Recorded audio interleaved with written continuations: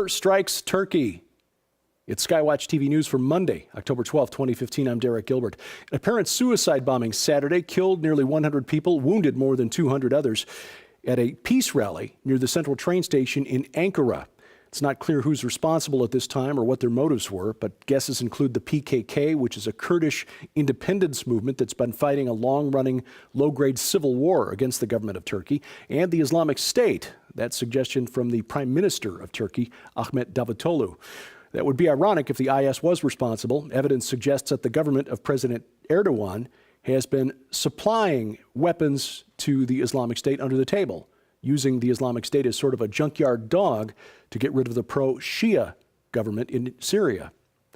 The U.S. government has shut down its program to train Syrian rebels. The $500 million project to train and equip a 5,000-man army to fight the Islamic State by the end of this year was described as a joke, a total failure, and a disaster by members of Congress. And it is now also described as dead. After 6 months and a cost of $41 million, only 4 or 5 soldiers actually made it to the battlefield.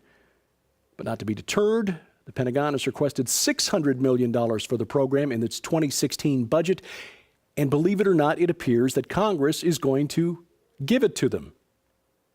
Now, so far, the Obama administration, which blames its critics, by the way, for this program, claiming that it was forced into this train and equip program, is going to try something different. They're going to work with the leaders of the so-called moderate rebel groups inside Syria. So instead of our military being responsible for vetting and equipping soldiers to go to war against the IS, we're going to depend on their leaders to make sure weapons don't fall into the wrong hands. What could possibly go wrong? Besides, the Defense Department spokesman said we're going to play it safe and make sure that they don't get any heavy weapons like anti-tank missiles. But this just in, a Saudi Arabian official confirms that the kingdom just shipped 500 anti-tank missiles to the same moderate rebels inside Syria. And the Free Syrian Army claims it knocked out 15 Syrian tanks in a battle on Thursday with those anti-tank missiles. Russia continues to ramp up its military operations inside Syria, doubling the number of daily airstrikes over the weekend. Now, while Russia and the United States both claim to be hitting Islamic State targets, you can see on this map that the areas hit by Russian airstrikes are outside the zones marked as under the control of the IS. Now, how does this affect things? Aren't the Russians just doing what the United States hasn't been willing to do at this point? Knock out the Islamic State with a really hard blow? Not exactly. You see, Vladimir Putin has a different end game in mind. The United States has declared that the Bashar Assad regime must go. Vladimir Putin wants to keep Assad in power. So that means Russia needs to crush the Sunni rebellion taking place in Syria and Iraq. In essence, doing what the Russians weren't capable of doing in Afghanistan between 1979 and 1989, when the Soviet Union was at the height of its power and far more militarily equipped than it is today. Now, it's easy to see why Vladimir Putin would want to put a lid on Muslim separatism or rebellion farther away from his borders. It took the Russian military more than 10 years to put down a rebellion in mostly Muslim Chechnya, part of Russia. About 2,400 Chechens now rumored to be fighting with the Islamic State inside Syria and Iraq. But my best guess is that Russia won't be any more successful in Syria than it was in Afghanistan, and continued fighting there will just create more refugees and encourage more disaffected Muslim youth to become fighters for Allah and possibly join the flood of refugees that are heading for Europe and the United States. Now, adding to a potentially explosive mix of military units in the region, an oil exploration company announced last week they've struck oil in the Golan Heights. AFEC Oil and Gas says it's hit a strata of oil-bearing rock about 1,100 feet thick. Now, to give you a frame of reference, a typical discovery, according to the chief geologist for AFEC, a typical discovery elsewhere in the world runs between 40 and 60 feet thick. Okay? Now, interestingly, AFEC is a subsidiary of American-based Genie Energy, which is backed by former U.S. Vice President Dick Cheney and media mogul, owner of Fox News, Rupert Murdoch. There are several complications to this development. First, environmental. The There are several species of plant and animal life unique to the area, and environmentalists are likely to block any drilling or try to block any development of the oil fields in court. Secondly, proximity to the Syrian civil war. The Golan Heights is just across the border from fighting, which is taking place close enough that occasionally Israeli military units send ambulances into Syria to pull wounded off the battlefield and have them treated at hospitals inside Israel. Third, the rest of the world considers the Golan Heights part of Syria. Now, if this find is as big as AFEC Oil and Gas thinks it is, this could be a pretty powerful incentive for the Syrian government or whoever winds up in control of Syria to try to take back the Golan Heights. Interestingly, and perhaps not coincidentally, the Golan Heights was part of the ancient region of Bashan, the kingdom of Og, the Rephaim giant king defeated by Moses and the Israelites about 1400 or 1500 BC. The territory includes Mount Hermon, where the Watchers descended to earth and began corrupting the bloodline of humanity, and was known in the ancient Near East to the surrounding cultures to be the location of the gates to the underworld, the gates of hell, which could possibly be opened in a struggle for this vast oil reserve. Now, if that's not worrisome enough, Iran tested a long-range missile yesterday, just before its parliament approved in general terms the nuclear deal worked out with the West earlier this year. The missile test, interestingly enough, may violate the terms of the nuclear deal, which put limits on Iran's missile program. The new missile has a range of about 2,000 kilometers, which is about 1,250 miles. Israel, well within that range. And the United States, according to the head of Northcom, is well within range of the latest North Korean intercontinental ballistic missile. Admiral William Gortney, head of Northcom, made the statement last week, a day before a big military parade in Pyongyang to celebrate the anniversary of the Communist Workers' Party there. And finally, the CIA finally admits there was, in fact, a cover-up of the JFK assassination.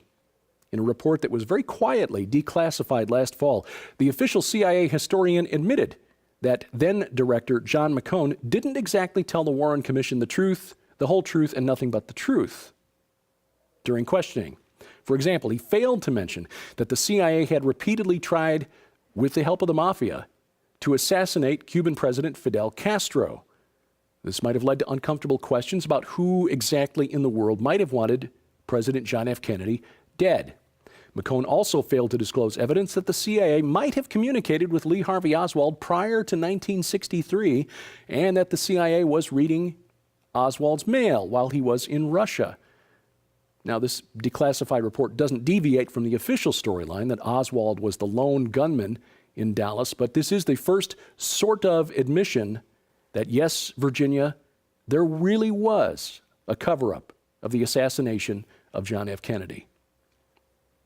Speaking of cover-up, what technology existed before the flood of Noah, and why might the Vatican have an interest in hiding what it knows about that technology? These topics and others will be covered on SkyWatch TV this week. It airs tomorrow night on the Christian Television Network, 9:30 p.m. Eastern Time, 8:30 p.m. Central Time. That's DirecTV Channel 376, Dish Network Channel 267, Glory Star Satellite Channel 117, and of course, it is UTC -5 on that 8:30 p.m. start time if you're outside the U.S. and want to watch it on the internet. The Christian Television Network streams its programs to the internet at ctnonline.com. Now, if that's not a convenient time for you to watch, you can watch it later on this week at our official YouTube channel and our Roku channel. You'll find links to both of those at skywatchtv.com. Hey, the registration for the 2016 Rocky Mountain International Prophecy Conference is almost here. In fact, it begins tomorrow. It is co-sponsored by SkyWatch TV and our friends at Prophecy Watchers, Gary Stearman and Bob Ulrich, and registration is being handled through the Prophecy Watchers website. The conference is coming up July 15th through the 17th in Colorado Springs. 25 speakers, and your opportunity to register, limited to the first 1,000, begins tomorrow, October 13th, at prophecywatchers.com. We welcome your comments, questions, and suggestions here. Please send those to me, dgilbert@skywatchtv.com. And we thank you for watching as we keep watch. I'm Derek Gilbert, and this is SkyWatch TV. Coming exclusively from SkyWatchTV for a very limited time starting November 17th, 2015. When you purchase the new documentary film Inhuman and the companion book Dead Pets Don't Lie from SkyWatchTV, you'll receive the largest giveaway in SkyWatchTV history. An unprecedented $300 in free books, audio sets, and DVDs to add to your library or to give away as gifts during this holiday season. Included in this limited time giveaway are never before offered free audio sets. Over 30 hours of the most sought after interviews in history with global experts combined on a special 2-disc volume set discussing the unfolding genetic Armageddon now underway and what you need to know to survive the future. Featuring Something Transhumanism This Way Comes, The Coming Replacement Humans, The Days of Noah, The Coming Zombie Apocalypse, Conspiracy Theory, Psychotronic Warfare. Also, for a very limited time, in addition to the never-before offered free best-selling audio sets, if you order before this special offer expires, you'll also receive the multi-part SkyWatchTV special investigative report on Inhuman the documentary and Dead Pets Don't Lie, the award-winning book Forbidden Gates, Pandemonium's Engine, the best-selling DVD by dog behavior expert Joe Artis, The Natural Dog Training Method. The breakthrough book for pet enthusiasts everywhere, Do Our Pets Go to Heaven? 2 additional mystery books with a $40 value. And if you're one of the first 3,000 customers to place your order during this limited time offer, you will also receive, absolutely free, the groundbreaking WorldNet daily film, The Last Pope, featuring Tom Horn. Place your order beginning November 17th, 2015. Altogether, the never-before offered free 6 full audio series on a 2-disc volume set plus the 5 free books and 2 additional DVDs total an astounding $300 giveaway to add to your library or to give away as gifts during this holiday season. So it's urgent that beginning November 17th, 2015, you order the new documentary film Inhuman and the companion book Dead Pets Don't Lie for only $39.95 to also receive the largest giveaway in SkyWatchTV history. But please understand this offer will end without notification and is on a first-come, first-served basis starting November 17th. So be sure to visit SkyWatchTV.com to follow the countdown to the greatest giveaway in SkyWatchTV history. Order the new documentary film Inhuman and the companion book Dead Pets Don't Lie for only $39.95 to also receive the largest giveaway in SkyWatchTV history.